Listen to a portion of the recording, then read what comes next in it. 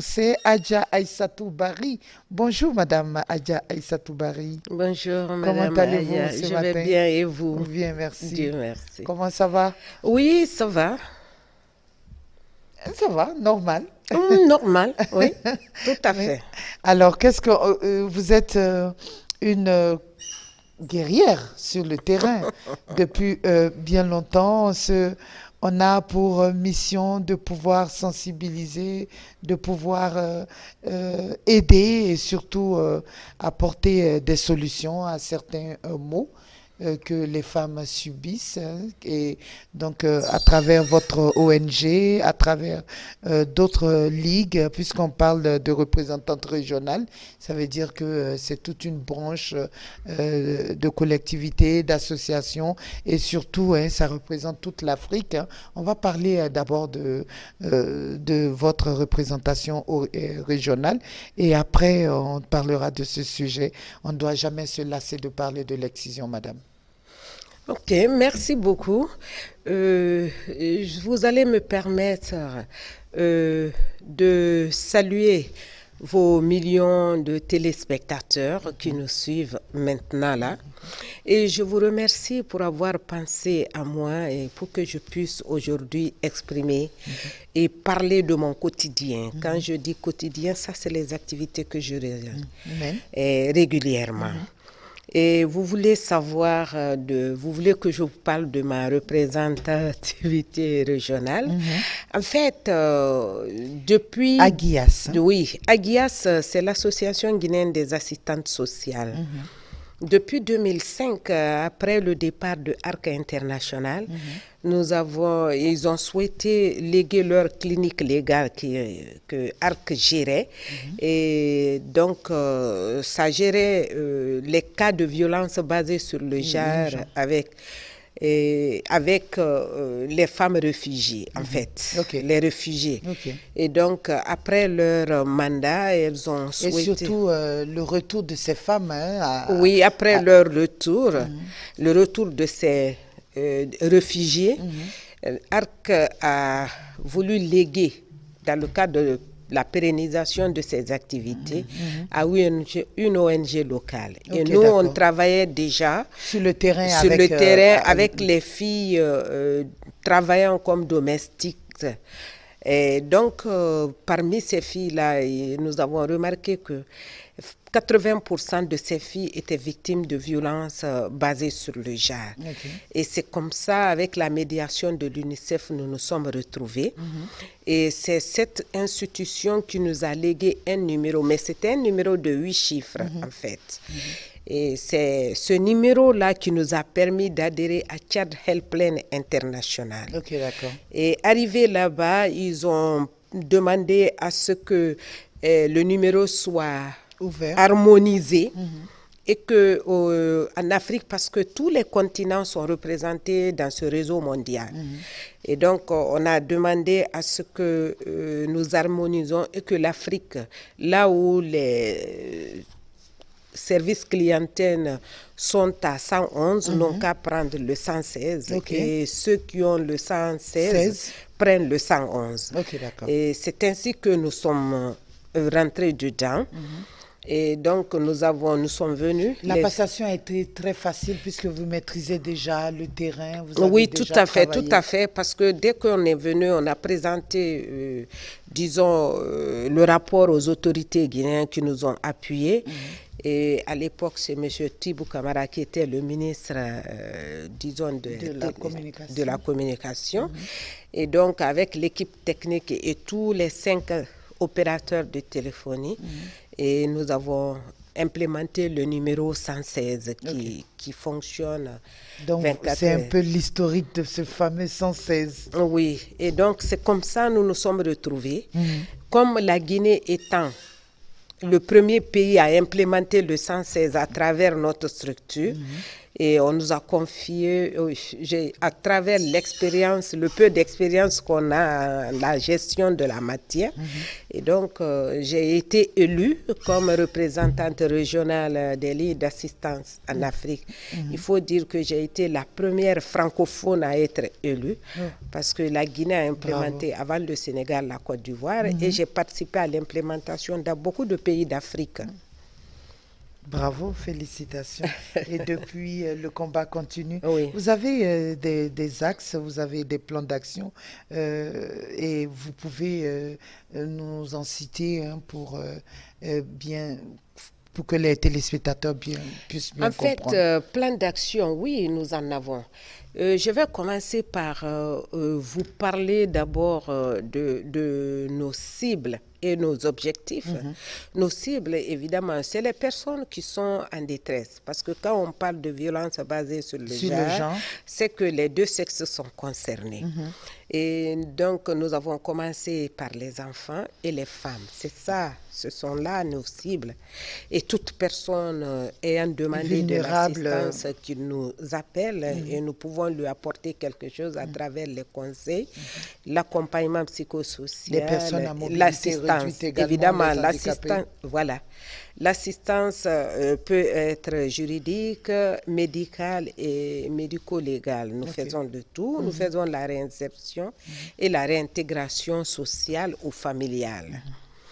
Et donc, nos objectifs, nous nous sommes fixés comme objectif de lutter contre les violences basées sur le genre, sur toutes ses formes, y compris les mutilations génitales féminines. Aussi, quand on parle de violences basées sur le genre, il y a beaucoup de typologies de violences basées sur le genre, notamment les filles, les enfants qui sont victimes de mariage. Et nous avons aussi des enfants, parce qu'il faut être... C'est très spécifique. Quand on parle de mariage d'enfants, il faut savoir comment s'y prendre. Mariage d'enfants, il peut y avoir des enfants de 12, 13, 14 ans qui acceptent, qui sont consentants pour aller au mariage. Après, quelques mois seulement, les enfants réalisent qu'ils ne peuvent pas supporter et finalement l'intéressé fuit et généralement ça a des conséquences très graves. Ça, on peut parler de mariage d'enfant, un enfant qui a accepté, qui a donné son consentement par rapport à ça. Mais aussi il y a des mariages forcés. Ces mariages forcés ne sont pas concernés seulement ça ne regarde que les enfants, même les femmes adultes aussi, ou des jeunes femmes aussi, en subissent. Oui, c'est fréquent. Mais ici, moi, j'aimerais bien qu'on parle de ce qu'il peut y avoir dans la sous-région, puisque c'est une représentation régionale. Il vous arrive de faire certaines statistiques, de rencontrer vos homologues des autres pays. Vous discutez autour de quoi en général? En fait, d'abord, nous avons un plan, un PSP, qui permet de faire le récapitulatif de tous les appels reçus, appels manqués, appels répondus, appels non répondus, et généralement les demandes et les offres. Et donc, parce que d'autres appels, ça n'a rien à voir avec oui, votre... tout à fait. Et ils ont d'autres sujets, d'autres choses à demander. Oui, il y en a qui demandent, même des crédits et des appels. Il y a aussi des fausses alertes que nous recevons. Et il faut signaler que le premier cas de mutilation génitale féminine, le premier cas d'excision l'auteur ou qui a été condamné à 2 ans de prison, assorti de souci au paiement d'une amende d'1 million. C'est grâce à ce numéro vert-là. Et c'est grâce à ce numéro vert aujourd'hui, on pense qu'il y a une recrudescence des violences basées sur le genre. Non, c'est grâce à ce numéro vert, parce que les victimes savent maintenant, commencent à comprendre qu'il y a un espace là où on peut parler dans la plus grande discrétion et dans la plus grande confidentialité, mais aussi les appels se font dans l'anonymat. Oui, oui, vous n'êtes Et pas obligé. voilà, Nous avons eu un invité ici qui parlait de la dénonciation. voilà. Un juriste, hein, il disait que c'est souvent il faut amener les personnes à dénoncer. Tu n'es pas obligé d'être victime, mais tu peux appeler, indiquer, donner une adresse et tout. Et voilà, ça aide souvent la dénonciation. Et justement, grâce, je ne cesserai pas de le dire, grâce à ce numéro vert, aujourd'hui, les gens, ils procèdent, chaque structure peut donner un numéro, même si ce n'est pas un numéro vert. C'est ce qui, du coup, fait que les gens dénoncent. Mais il faudrait que ça soit professionnalisé. Dénoncer les cas et en parler, disons, médiatiser généralement les cas, qu'on montre ou pas les victimes. Il y a toujours tierces personnes qui connaissent la scène, qui peuvent dire, ah, ça c'est le cas de tel, on est en train de parler là, moi je connais, vous voyez quoi. Et généralement, les auteurs sont très, très forts. Ils sont très forts et puissants parce que c'est eux qui ont de gros moyens. Et vous le mettez en prison, d'autres personnes aussi peuvent continuer à poursuivre pour essayer de venger, disons, l'auteur. Ouais. Et donc, voilà pourquoi il faut être très professionnel, il faut s'y connaître pour essayer d'en parler, sans compter les conséquences sur l'éducation et la vie de la jeune fille. Vous savez... Et généralement, il y a il y a quelque chose que les gens reprochent aux ONG, à tous ceux qui se battent dans ce sens, c'est commencer et ne pas aller jusqu'au bout. Est-ce que quand quelqu'un dénonce ou bien quand quelqu'un est connu, qu'est-ce que vous faites de la personne? Est-ce que vous allez continuer à suivre cette victime à vie parce qu'après, quand tu dénonces, tu es protégé, mais c'est pour un certain moment. Après, tu perds un peu la fibre familiale. Ça dépend des personnes qui suivent. C'est pourquoi je parle tout le temps de professionnalisme dans ce que l'on fait. Parce que tout ce qu'on fait, il faut une formation spécifique en matière de prise en charge, d'accompagnement psychosocial. Alors, dans ces conditions, nous faisons le suivi et l'évaluation. Nous organisons, disons, des visites à domicile aussi. Et à travers les TS, les travailleurs sociaux qui sont avec nous. Et donc, cela avec le consentement écrit de la personne. Mais nous avons un système de codage. Nous codons et chaque structure, nous faisons aussi le référencement parce que nous ne faisons pas tout ensemble. Nous faisons l'assistance juridique à travers une autre structure que nous appelons les mêmes droits pour tous. C'est une association de jeunes avocats qui nous assiste. Nous des magistrats qui... Oui. Et surtout, il faut vulgariser les textes de loi également. Oui, tout à fait, mais cette fois-ci en langue nationale. C'est ce que j'ai dit et dans nos langues vernaculaires. C'est ce que j'ai dit lors du 8 mars. Je dis ce que nous sommes en train de faire là. Il y a plusieurs façons de... Il y en a qui disent, on ne doit pas faire la mamaya. Or, je peux dire 75% des femmes guinéennes sont des analphabètes. Et pour le faire, il faut faire passer. À travers quoi? Nationale. À travers la musique. Oui. À travers les langues. Les rencontres également, elles sont plusieurs. Elles sont dans les associations, voilà, elles font des tontines, elles se réunissent une fois dans la semaine. Cette année, c'est une année exceptionnelle parce que ça nous a trouvés avec cette pandémie qui est venue, ce qui secoue le monde entier. Mais aussi avec comment on appelle la Covid.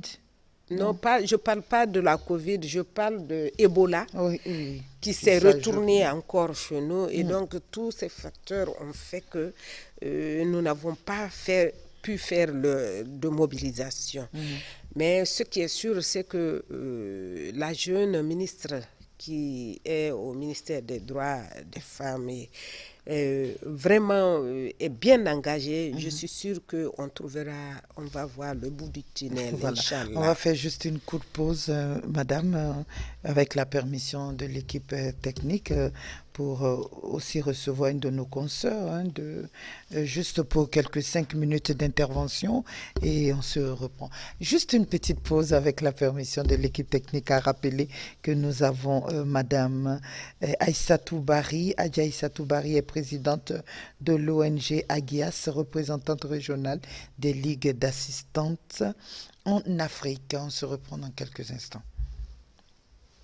À pouvoir aider les femmes, les enfants dans ce combat, surtout sur les mutilations, l'excision, toute forme de violence que peuvent subir les enfants, les femmes et surtout les jeunes filles. Adja Aïssatou Bari, présidente de l'ONG Agias, représentante régionale des ligues d'assistantes sociales en Afrique, eh bien, la chargée de com nous rejoint enfin, Aïssata Sidibé, qui depuis la création, ces derniers temps, il faut changer la stratégie, informer davantage les femmes et les populations sur l'existence et comment surtout utiliser ces numéros à leur disposition.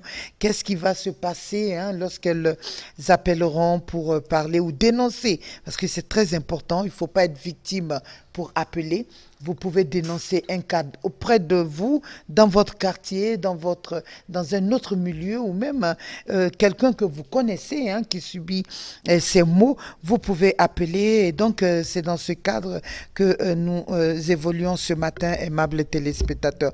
Bienvenue Aïssata, comment vas-tu? Bien, Tanti Ayaïko. Oui, ça va bien, merci. Vous qui êtes aux côtés de ces ONG et tout, vous rencontrez souvent des cas, vous écoutez souvent, mais en matière de communication, surtout en stratégie, pour pouvoir vulgariser d'abord ce que font ces ONG, parce qu'il faut reconnaître qu'il y en a plusieurs. Madame parlait il y a quelques minutes de professionnalisation. On parle de la différence entre les ONG. Et qu'est-ce que vous faites pour pouvoir communiquer surtout sur la GIAS et dire c'est possible, voilà des ONG sérieuses, voilà des ONG qui vous écoutent, qui vous accompagnent, et c'est fondamental. Merci Tante Aya et merci à tous nos téléspectateurs. Aujourd'hui, dans les années précédentes et jusqu'à présent d'ailleurs, avec les organisations de la société civile en Guinée, ils utilisent les journalistes simplement pour couvrir les événements. C'est ce que nous voulons changer. Aujourd'hui, le thème de l'émission, par exemple, aujourd'hui, nous, journalistes, nous sommes réunis. C'est vrai que ce n'est pas une association avec un agrément et toujours, mais il y a quand même un réseau de journalistes guinéens, parce que nous sommes à Conakry et jusque dans les régions, les radios communautaires et même les radios rurales. Nous nous sommes réunis pour, dans le cadre d'un accompagnement, d'une synergie d'action, parce que le monde s'est fixé pour objectif d'éliminer les MGF, les mutilations génitales féminines, d'ici 2030. Aujourd'hui, il est vrai que les autorités se battent dans le cadre de la lutte contre les VBG, mais vous serez d'accord avec moi qu'à chaque fois qu'il y a un cas de viol, par exemple, il y a le projet qui se mobilise. À chaque fois qu'il y a un cas de violence basé sur le genre, disons, à chaque fois qu'il y a un cas de mariage précoce ou bien de violence conjugale, il y a le projet qui est là, il y a même les organisations de la société civile qui se mobilisent. Mais quand il y a un cas d'excision, qu'est-ce qui se passe à ce niveau? Parce que l'excision se passe au sud de tout le monde. Personne. C'est vrai il est arrivé à un moment où l'ONG Agias a même poursuivi un cas jusqu'à ce qu'il y ait eu condamnation. Mais ça ne fait pas, il n'y a pas trop d'écho autour de l'excision, alors que c'est une pratique qui perdure jusqu'à présent. Mais avant le cas seulement de l'excision, qu'est-ce que vous faites pour communiquer sur les actions de l'ONG surtout? Sur les actions de l'ONG, parce qu'elles sont nombreuses sur le terrain. On considère certaines même comme juste... elles n'existent qu'quand il y a des cas.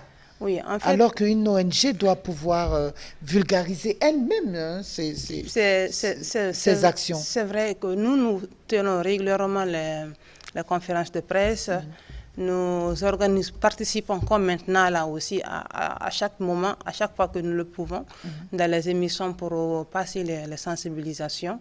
Mais nous souhaitons que ça dépasse ce stade, que nous soyons maintenant acteurs dans ces ONG, qu'il ne suffit pas quand il y a juste informer quand il y a des questions de couverture médiatique, que juste qu'on invite quelques journalistes. Il y a beaucoup de réseaux de journalistes. Bon, d'ailleurs, il y a même 2 associations de journalistes qui sont spécialisées dans ce domaine. Vous pouvez utiliser ces journalistes, qu'elles deviennent des acteurs dans votre ONG et qu'elles s'impliquent régulièrement, parce que c'est vrai que vous sensibilisez, mais avec les médias, ça porte encore mieux. Maintenant, nous, l'objectif, c'est une ONG aujourd'hui, Global Campaign Media, qui nous accompagne, nous qui nous sommes réunis en petite organisation de journalistes. Aujourd'hui, on a voulu mener une synergie d'action de Conakry jusqu'à dans les confins de la Guinée pour lutter contre l'excision. C'était parce que c'est vrai qu'il y a beaucoup de VBG, mais nous allons étape par étape. Nous voulons attirer beaucoup de gens, attirer l'attention des gens aussi sur l'excision, dire que c'est vrai que vous levez contre le viol, vous vous levez contre le mariage précoce. Et on sait qui est, alors on sait qui est l'exciseuse. Voilà, on connaît qui prend l'enfant. Voilà. Maintenant, les gens font la forme voilée, on dit on l'amène à l'hôpital, mais on ne sait pas, ce n'est même pas à l'hôpital parce que le médecin ne le fait pas. Ce n'est pas les médecins qui le font. C'est le plus souvent les sages-femmes, les matrones. Tu ne connais pas la qualité de service de cette sage-femme. Et si tu perds ton enfant là-bas? Donc, c'est juste attirer l'attention des gens. Et il y a aussi un souci. L'enjeu aussi, c'est qu'aujourd'hui, il n'y a pas que les mères. Il y a certaines mères qui peuvent ne pas être d'accord sur l'excision. Parce que le plus souvent, c'est la tante, c'est la belle qui vient voler ou bien cacher l'enfant de son frère pour aller le faire exciser. La stratégie aujourd'hui avec Ahaïga, nous souhaitons, puisqu'elle est là, des années d'expérience maintenant dans le cadre de la lutte contre les VBG en Guinée, elle a pris en charge, l'ONG Aguias a pris en charge beaucoup de cas d'excision. Peut-être qu'elle à travers des conseils, qu'elle nous guide quelle est la stratégie que ces mères peuvent adopter pour vraiment sauver leur fille. Parce que si tu sais la stratégie, Est-ce que, à part, il faut reconnaître, j'en parlais avec un magistrat la semaine passée, je pense bien, il n'y a pas eu de cas de condamnation d'une exciseuse. La stratégie a d'abord commencé par la sensibilisation. On a même vu des ONG donner de l'argent aux exciseuses pour qu'elles arrêtent d'exciser. On a vu ça. Mais après, elles vont dépenser cet argent, on ne verra plus rien. Est-ce que vous réfléchissez sur une stratégie un peu plus forte? Aujourd'hui, on parle de la fonction publique. Le président lui-même était obligé d'aller sur le terrain, marcher et rentrer. Est-ce que la volonté politique suit vos communications et tout? Est-ce qu'il y a des condamnations autour? Parce que c'est ça aussi. On n'est pas obligé que ce soit madame qui condamne une tante, mais avec le quartier, les dénonciations, vous pouvez trouver une autre stratégie, je pense. Parce qu'on est bientôt en août, là. La période des vacances. Oui, vacances, c'est beaucoup régulier. C'est la période où on se fait assez... Moi, je pense qu'on se fait de l'argent. Parce qu'on justifie les fêtes, on justifie payer des pagnes pour l'exciseuse, lui donner un poulet, lui donner de l'argent, tout ça. Voilà, je pense qu'elles sont actuellement, ça va. Mais pendant les vacances, elles vont commencer à sortir les griffes. Surtout que maintenant, ça coûte cher. Il faut payer cher parce que les gens se cachent pour le faire. Bon, je peux dire, on va parler de stratégie d'abord. La première stratégie, c'est ce qui est mis là, qui doit être valorisé. Vous savez, lors du 10e anniversaire de Tchad Helpline International, ça a été à l'Union africaine, Addis Abeba. Il a été demandé à la Guinée que la première dame de Guinée rédige la préface du rapport. Ce que notre première dame, Hadja Djenekaba, a accepté, que je salue de passage, qui nous a toujours soutenus. Alors, dans sa préface, elle a mentionné que pour être efficace dans la lutte contre les violences basées sur le genre, notamment les mutilations génitales féminines, il faut mettre à la disposition de la population des espaces les permettant de briser le silence. Et le moyen le plus sûr, c'est l'utilisation de ces numéros verts. Les lignes d'assistance sont des moyens qui permettent aux gens de se défouler dans la confidentialité. Et donc, est-ce que la dame qui est à Daralabé, dans un confin du village, sait qu'il y a un numéro vert? Ça, c'est chez moi. Ah, quelle coïncidence. Est-ce qu'elle sait qu'il y a un numéro vert? Le numéro vert a été vulgarisé, mais vous savez, on a besoin de soutien. Ce numéro a été même implémenté au même moment que le numéro 115, qui est utilisé aujourd'hui pour les cas d'épidémie au même moment. Et nous avons été il y a 2 semaines. On parle du 116, hein, on parle du 116, c'est ce que le je 116, dis. Le 115, c'est plus... Mais vous savez, si vous n'êtes pas soutenu, dans quelque pays que ce soit, il faut le soutien de l'État. Si l'État ne s'implique pas, vous n'êtes pas soutenu, vous devenez un soleil qui brille mais qui ne brûle pas. De toutes les façons, madame, il y a 2 choses. Hein, l'État, il y a les textes de loi. Il y a un magistrat qui l'a signé ici. On condamne tous ceux qui subissent. Le chef de l'État a dit officiellement qu'il n'était pas pour. Oui. Je pense que déjà, les deux, c'est déjà prêt. Mais le problème, ce sont les femmes. J'ai l'impression que ce sont les femmes, le problème des femmes en général. On sait qui est l'exciseuse dans le quartier. On la connaît par cœur. On sait qui elle est. Mais on préfère venir la voir. Voilà.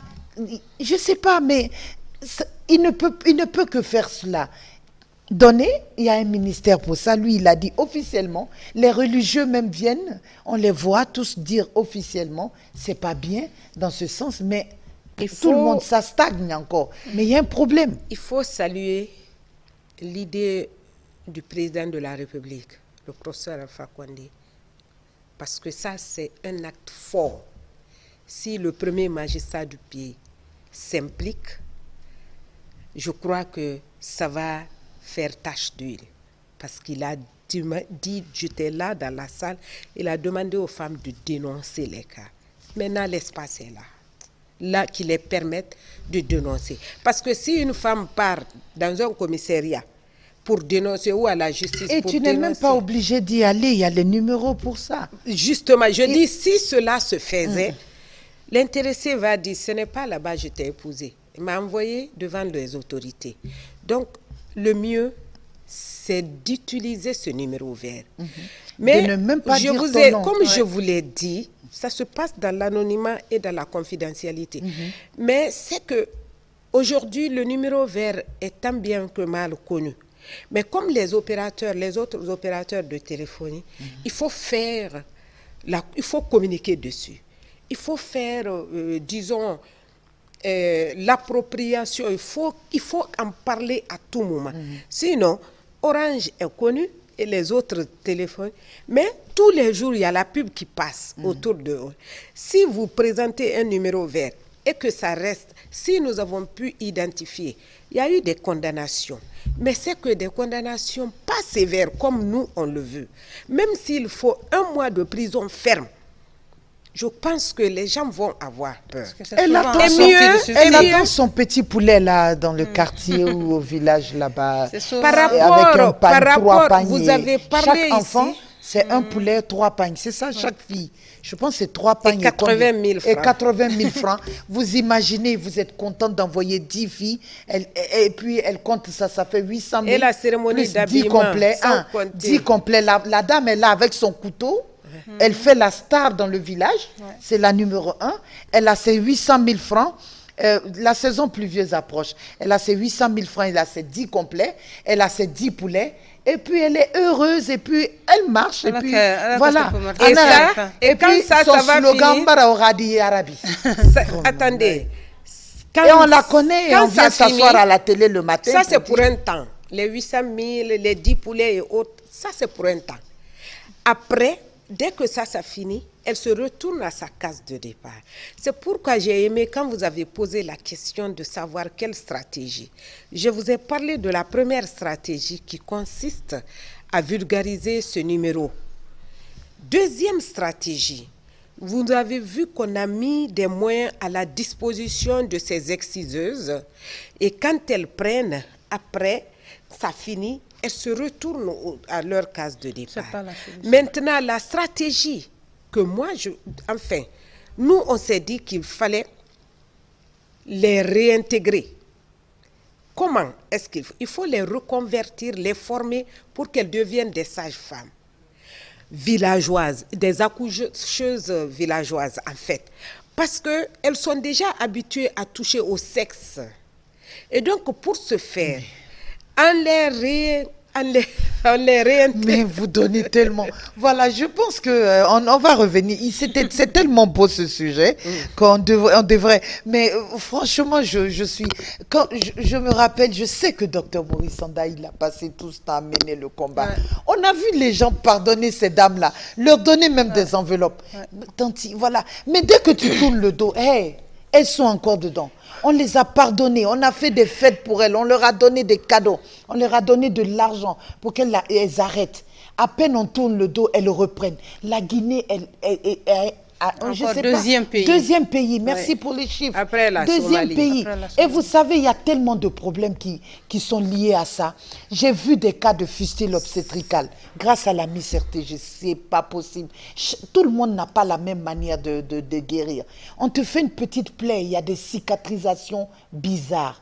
Il y a des femmes, tu les touches, elles cicatrisent. Au lieu que ça soit ouvert, la cicatrice ferme l'orifice. Et puis voilà, elles n'arrivent même plus à enfanter normalement. Vous avez des jeunes filles, c'est après 2 mois, 6 mois après que les saignements reprennent. On n'a pas les mêmes physionomies, on n'a pas les mêmes... et on est là à dire... On va insérer. Madame. Donc moi, d'accord, si je veux un nouveau boulot, je vais être exciseuse. Comme ça, vous allez me former, je vais être sage-femme. Oui, mais on a... C'est trop facile. Pour le moment, Il faut... quelqu'un qui est Je vois habitué. un magistrat ici, madame. C'est désolant. Je vois un magistrat qui lit la loi. Dans les textes de loi sont là, c'est lu. Le chef de l'État a dit officiellement.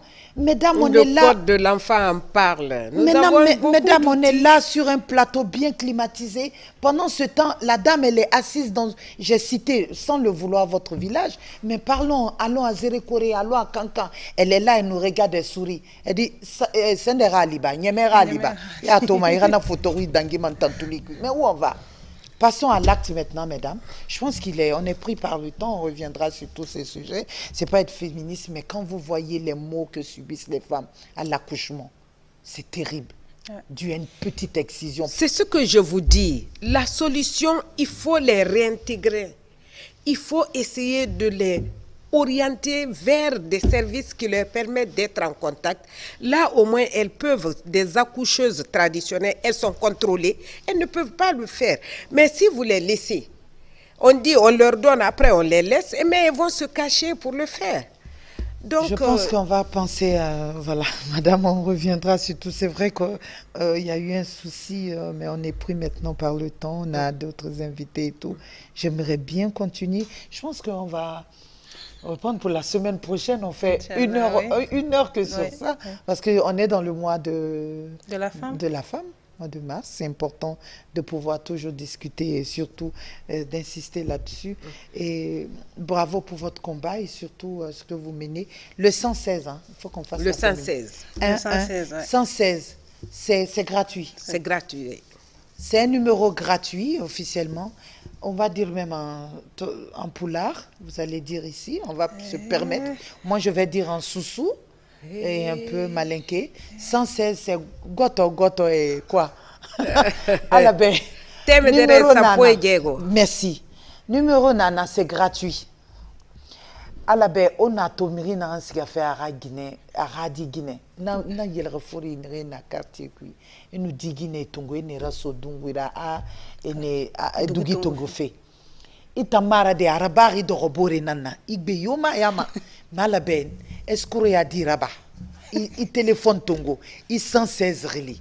Ya fale nare ngabuntu nabe de PDG nara Guinée de Radougi Togo fe nabe o fa suwana fari ala bebe ni nyemerali donc madame ifanga na fala na kan fala fe wo be ina ka mameti ha garaba e kolonganti fe alogo samane merci ina logo ina mugogeli ina fala tina yileri ji wakati et femme 116 tout et na ba ma 116 et puis ima fima ko cadeau nara itanga a indiqué tout ka tanti iyo afala sosori fula nga masubube manikarui hey ine fe to ina ka do ha garaba mara ka bara gera ba de khali ne to ngoye khadi e to fala kana kitina yileri dunke dibu ma e khali mane itanga khali ti tu 116 composé khali numéro yo na lui rafindi sel comme rafindi na ina 116 khali iya fala mu be na ka jilongori na rafara ba ma yileri le wakati intanga fala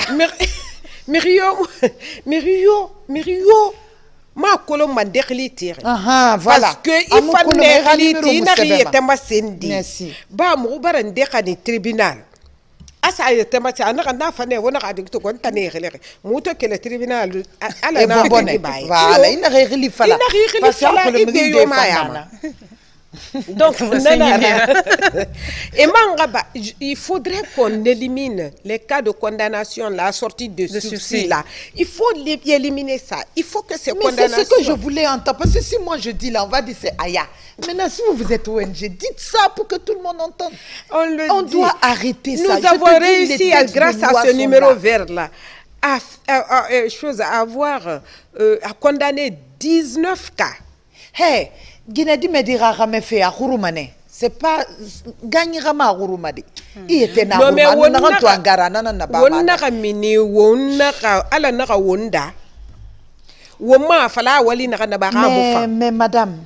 a wonda ka kine ka wo wonlu naki inu Guinée de to di baride dans les villages et torori kianare inu na image to opération kirin sare na kianare juste parce que attend faté numérique yo faté kere mara il ande na ini fe magono et rafi ben arabalan problème nara 2 ans après problème 3 ans awam tamu febrim falama be Guinée de fama e gimu no mara bi de sayi firi mu no ma bada Guinée de na be kibaro Guinée na be o sayi fala kameta anu fa il faut les envoyer chez les Guinée de na ne do kameta gone mu no ma fefira ba de no ga more fo e fala wa Guinée beta fi ko no so e no so boy ma fi na re e mu susama mun fera parce que gaay barani e mu no ma susade e mu sese taya mu duniya nyo yin sese ko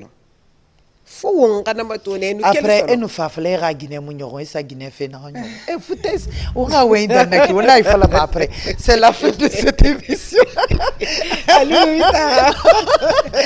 restez on va merci beaucoup Aïssata Sidibé aimable téléspectateurs c'était la parenthèse en langue nationale j'espère que le service de langue nationale ne m'en voudra pas il fallait qu'on communique sur ce numéro 116 ce matin eh bien, nous avons eu sur ce plateau pour parler de cette approche pour sauver les femmes et les jeunes filles. C'est très important, c'est vrai qu'on aura l'occasion de rentrer dans plus de détails. Adja Aïssatou Bari, merci beaucoup, présidente de l'ONG Agias, représentante régionale des ligues d'assistantes en Afrique. Merci beaucoup, madame. Merci, c'est à moi de vous remercier. Je pense au départ, vous étiez un peu trop académique, mais vers la fin, là, vous êtes bien libérée. On pense qu'on va penser. Aïssata Sidibé, merci beaucoup. Merci, vous êtes déjà du journal. C'est vrai que vous êtes. On ne vous voit plus, mais voilà. Vous avez fait la chronique santé ici, par contre. Allez, merci beaucoup. Merci. Revenez pour être poignant, surtout dans les différentes langues, comme elle a dit. Il faut toucher la plaie. Allez, on change de cadence. Tout de suite, la revue de presse avec Idrissa Cissé et la suite des programmes de la matinale dans quelques instants. Encore une fois, merci à vous et merci surtout de nous soutenir. Le 116, c'est le numéro. Le 115, c'est pour les maladies comme Ebola, comment on appelle ça, coronavirus. Mais 116 là, est-ce qu'il y a un numéro nara? Wow.